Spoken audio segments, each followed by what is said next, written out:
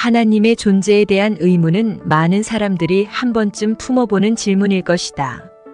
이런 의문을 해결하고 계시를 받기 위해서는 몇 가지 방법이 있다.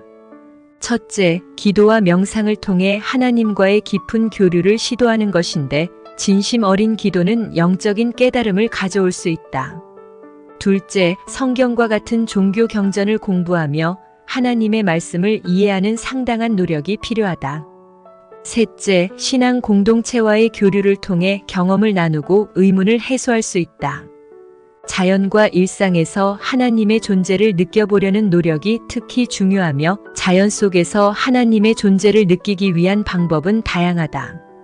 아름다운 풍경을 감상하며 하나님이 창조한 세상의 경이로움을 찬양할 수 있다.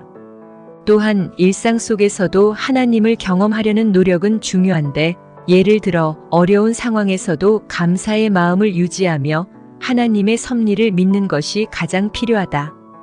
그리고 믿음의 순간을 직면할 때마다 하나님의 계시를 받을 기회는 점차 높아진다.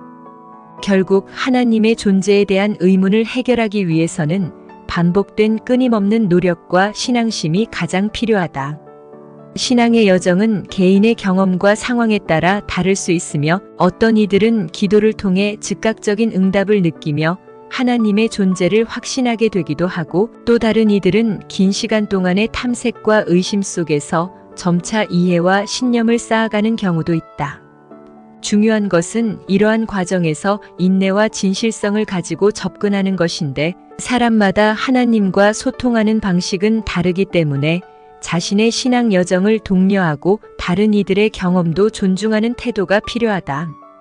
이와 같은 다양한 노력을 통해서 하나님의 계시를 받을 수 있을 것이며, 이는 궁극적으로 개인의 영적 성장을 이끌어 줄 것이다. 하나님의 존재와 계시에 대한 이러한 노력들은 각 개인의 신앙을 더욱 깊게 만들고 신앙의 여정을 풍요롭게 할 수 있으며, 또한 회의를 품는 것이 반드시 부정적인 것만은 아니라는 점을 기억해야 한다. 의문을 가지는 것은 더 깊은 이해와 믿음을 향한 중요한 첫걸음이 될 수 있으며, 신앙의 여정에서 의문을 품고 질문을 던지는 것은 결국 더욱 더 강한 신앙을 가져다 줄 수 있는 기회로 작용할 수 있다.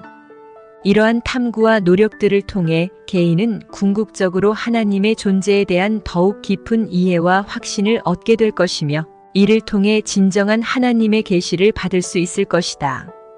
더 많은 예수님의 성경 말씀과 이야기를 듣고 싶다면 구독과 좋아요를 눌러주세요. 감사합니다.